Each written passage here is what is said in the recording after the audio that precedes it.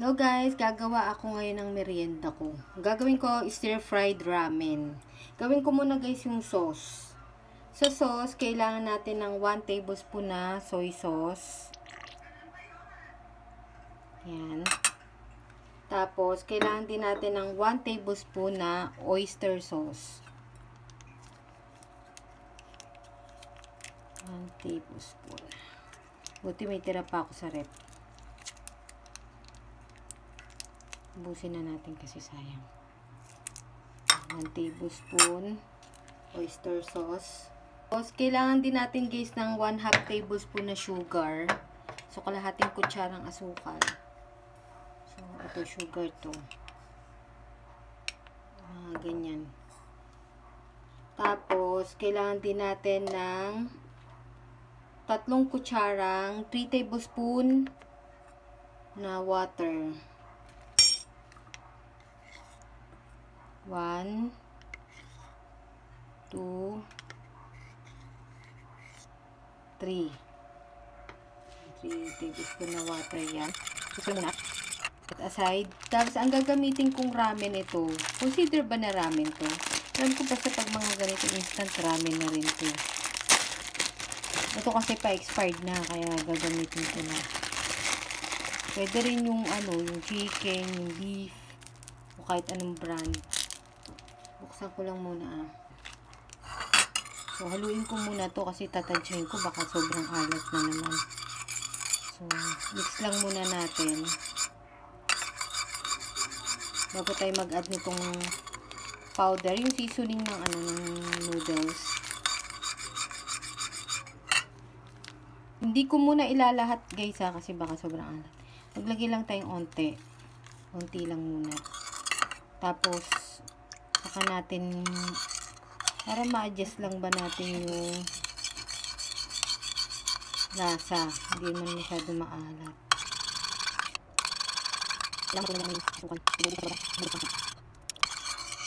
Ayan, pwede pa tayo maglagay ng onti.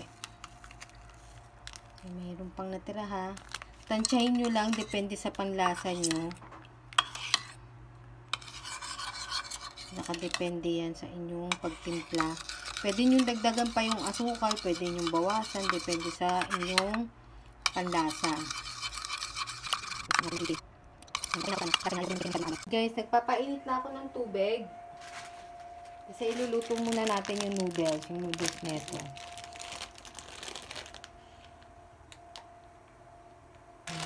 Medyo nagbababos-babos na siya. Pwede na natin lagay yung noodles. So, alam nyo naman na siguro kung paano magluto ng noodles.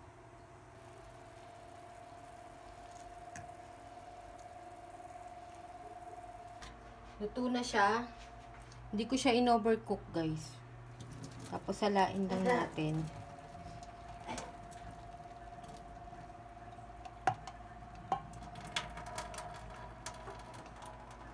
Tapos, set aside. Same kawali, magigisa tayo. Same kawali guys. Magigisa tayo. Lagyan ako ating oil.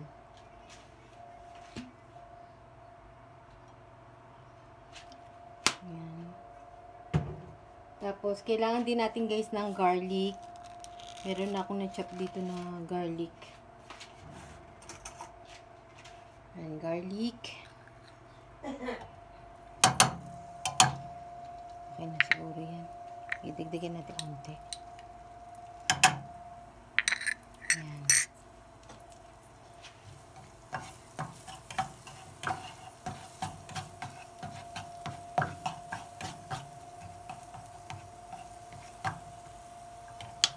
Ayan. Tapos,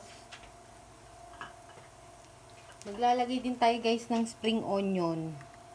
Ito. Pero magtitira ako ng onte para sa toppings mamaya.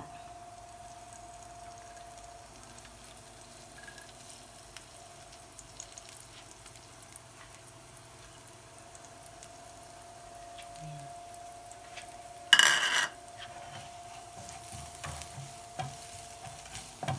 Lutuin lang natin saglit. Ayan. Tabi muna natin siya. Tapos, kailangan natin ng isang itlog.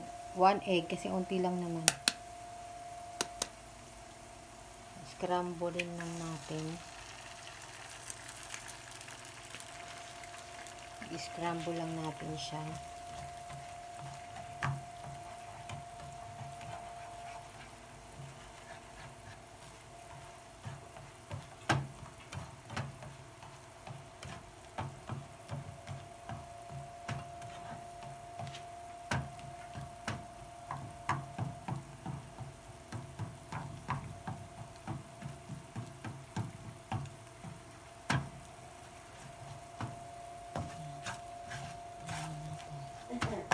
Pag-mix na natin yung dalawa.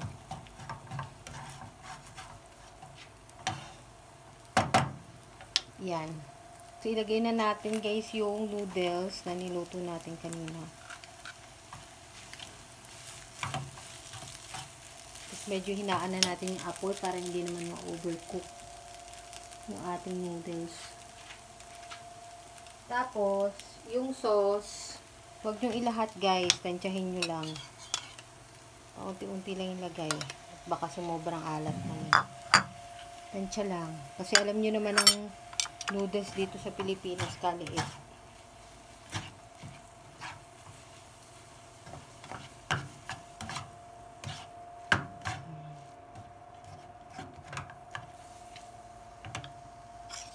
Yan, dumidikit yung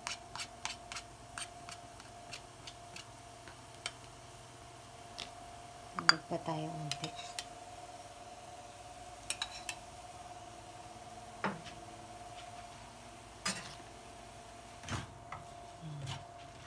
Depende na yan sa inyong panlasa guys.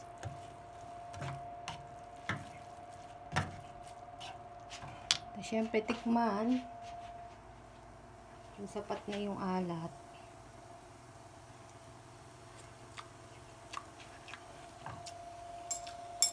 Hindi pa.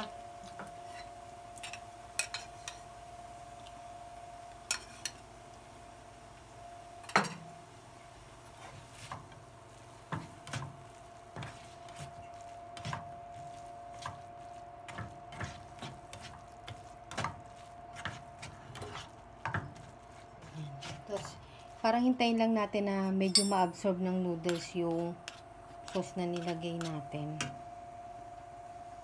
Natin. Okay na ito. Yan. Pero hinaan nyo na lang yung apoy para hindi sobrang nabsak yung noodles.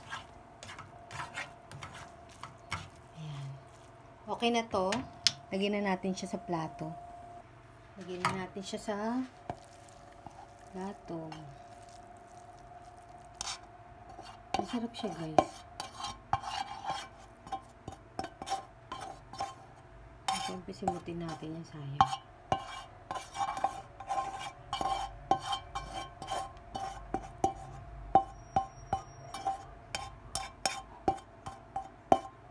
Ayan. Pwede rin kayo dyan mag-add guys ng mga toasted garlic. Kung gusto nyo. Medyo may crunch kayong makakain dyan. Tapos, syempre, pang decorate sibuyas. Pang decoration. Ingat na natin, sayang eh. Ito na guys yung finished product. Ayan. Tikman na natin guys. May init-init pa. Sarap. Ang sarap niya guys. Try nyo. Ayan. Taster. Mama ko masarap. May lang. Sarap. Hindi siya masyado maalat, no? Hindi. Sakto yung alat niya. Kasi tinansya ko na lang eh. Hindi ko inano ni lahat yung seasoning. May itlog? May itlog isa.